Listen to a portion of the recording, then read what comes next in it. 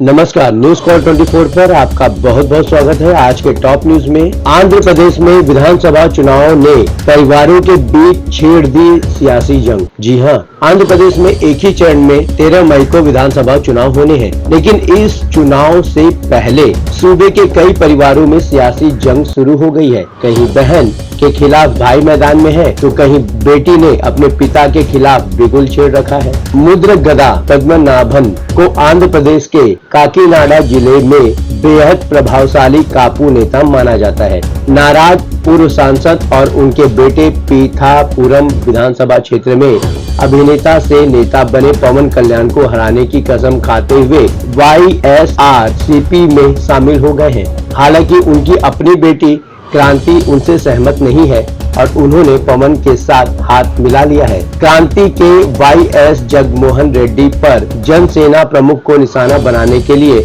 अपने पिता का इस्तेमाल करने का आरोप भी लगाया है। दूसरी तरफ पद्मनाभन ने पवन पर उनके परिवार में फूट डालने, उनकी बेटी को राजनीति में खींचने और उनके खिलाफ बोलने के लिए उकसाने का आरोप लगाया है। परिवार को तोड़ना नहीं चाहते पवन कल्याण। पद्मनाभन ने पवन की निजी जिंदगी पर तीखा हमला बोला। इसके बाद सियासी जंग और ज्यादा तेज हो गई। हालांकि इस जंग में पवन कल्याण ने एक कदम पीछे हटने का फैसला किया। उन्होंने सार्वजनिक तौर पर क्रांति से कहा कि वह परिवारों को तोड़ना नहीं चाहते। हालांकि उन्होंने क्रांति के समर्थन की सराहना भी की। पवन ने यह कहा कि वह एक दिन क्रांति के पूरे परिवार की मेजबानी करेंगे। कड़वाहट का पर्याय बन चुका है चुनाव। पीठापुरम शहर प्रकरण उन कई पारिवारिक लड़ाइयों में से एक है जो इस चुनावी मौसम में आंध्र के राजनीतिक परिदृश्य में छाई हुई है। तेलुगु टीवी सोप ओपेरा की तरह लिविंग रूम के झगड़े अब खुले में आ चुके हैं। इसे ऑफलाइन और ऑनलाइन उन दर्शकों के लिए प्रसारित किया जा रहा है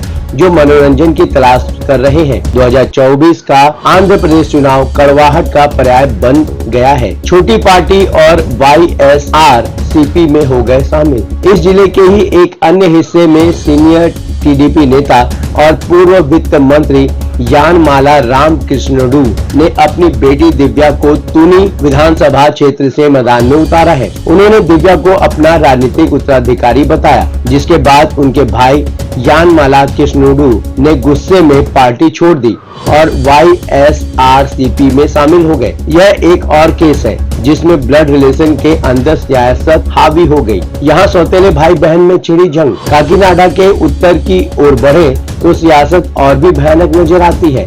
आंध्र प्रदेश के उप मुख्यमंत्री मुथियाला नायडू अनाकापल्ली लोकसभा क्षेत्र में भाजपा प्रत्याशी CM रमेश के सामने है। 2024 और 2019 में मधुगुला विधानसभा क्षेत्र से लगातार 2 चुनाव जीतने वाले नायडू को अपनी विधानसभा सीट दूसरी पत्नी से बेटी अनुराधा को सौंपने के लिए कहा गया था। इससे उनकी पहली पत्नी से पैदा हुए बेटे रवि कुमार नाराज हो गए और उन्होंने अनुराधा के खिलाफ निर्दलीय चुनाव लड़ने का फैसला किया। छवि खराब करने का आरोप। सौतेले भाई बहनों के बीच लड़ाई ने प्रतिद्वंदियों को फायदा उठाने का मौका दे दिया है। रवि कुमार के नाम से सोशल मीडिया पोस्ट सामने आए। इसमें उन्होंने मतदाताओं से वोट देने से पहले सोचने और मुथियाला नायडू को हराने का आह्वान किया। इस पोस्ट में जनता को न्याय दिलाने में डिप्टी CM की क्षमता को लेकर भी सवाल उठाया गया। यह भी कहा गया कि नायडू अपने बेटे को न्याय दिलाने में विफल रहे। हालांकि रवि कुमार ने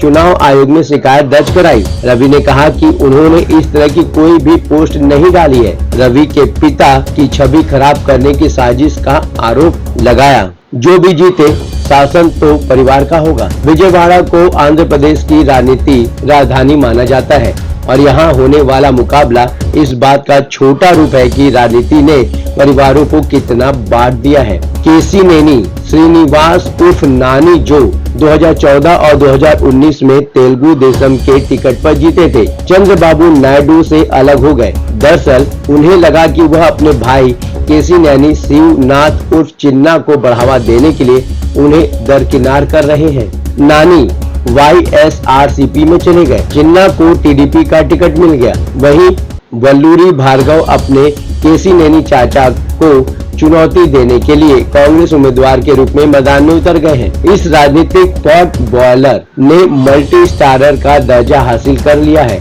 जो भी जीतेगा विजयवाड़ा में एक बदलाव के साथ पारिवारिक शासन ही होगा। रेड्डी भाई बहनों में भी जारी है जंग। बेशक सबसे कड़ा मुकाबला कटप्पा में हो रहा है, जहां जगन की बहन और आंध्र प्रदेश कांग्रेस अध्यक्ष वाई.एस. शर्मिला रेड्डी का मुकाबला उनके चचेरे भाई वाई.एस. अविनाश रेड्डी से है। यह चुनाव 2019 में शर्मिला और जगन के चाचा वाई.एस. विवेकानंद रेड्डी की हत्या की पृष्ठभूमि में हो रहा है। यह तथ्य है कि अविनाश उस हत्या के आरोपियों में से एक है, इस मुकाबले को संदिग्ध बना देता है। हर दिन शर्मिला जगन पर कटाक्ष करती हैं। सीबीआई द्वारा उन पर उंगली उठाने के बावजूद अविनाश को मैदान में उतारने के लिए उनका मजाक उड़ाती हैं, जबकि वाई.एस.आर.सी.पी. की जोड़ी बहन पर ताना मारती है, भविष्यवाणी करती है कि वह अपनी जमानत भी नहीं बचा पाएंगी। यहाँ दो भाई लड़ रहे चुनाव। रायलसीमा के दूसरे हिस्से में दो भाई दो अलग अलग पार्टियों से दो अलग अलग चुनाव लड़ रहे हैं। हालांकि राहत की बात यह है कि भाजपा ने राजमपेट लोकसभा क्षेत्र में आंध्र प्रदेश के पूर्व मुख्यमंत्री किरण कुमार रेड्डी को मैदान में उतारा है और टीडीपी ने पीलेरू विधानसभा क्षेत्र में किशोर कुमार रेड्डी को टिकट दिया है। दोनों का सियासी डीएनए एक ही है। सभी परिवार एक दूसरे के खिलाफ नहीं, लेकिन ऐसा नहीं है कि सभी राजनीतिक परिवारों में कलह है। चित्तूर जिले में वाई.एस.आर.सी.पी. में पिता और पुत्र की शक्तिशाली पेडी रेड्डी जोड़ी एक ही तरफ है। वाई.एस.आर.सी.पी. के लिए उत्तरी तटीय आंध्र में शिक्षा मंत्री बोत्सा सत्यनारायण और बोत्सा झांसी की पति पत्नी की जोड़ी भी ऐसी ही है। यहाँ एक परिवार के 4 प्रत्याशी मैदान में। कई मायनों में दूसरे राज्यों की तरह आंध्र प्रदेश की राजनीति में भी भाई भतीजावाद हावी है। टीडीपी के पहले परिवार में चंद्रबाबू नायडू, उनके बेटे नारा लोकेश, बहनोई नंदमुरी बालकृष्ण और एम श्री भारत, जो बालकृष्ण के दामाद हैं, के रूप में 4 प्रत्याशी हैं। संयोग से लोकेश बालकृष्ण के दामाद भी हैं। बालकृष्ण की बहन और एनटी रामाराव की बेटी पुरंदेश्वरी राजमुंद्री लोकसभा क्षेत्र से भाजपा की उम्मीदवार है। अब देखना है कि आंध्र में फिर जगन या दम दिखाएगा गठबंधन। आप अपनी राय हमें कमेंट के माध्यम से भेज सकते हैं। अभी तक आपने हमारे इस चैनल को सब्सक्राइब नहीं किया है तो कृपया इस चैनल को सब्सक्राइब करें, फॉलो करें और नोटिफिकेशन जाकर ऑल का ऑप्शन दबाना बिल्कुल न भूलें। नमस्कार।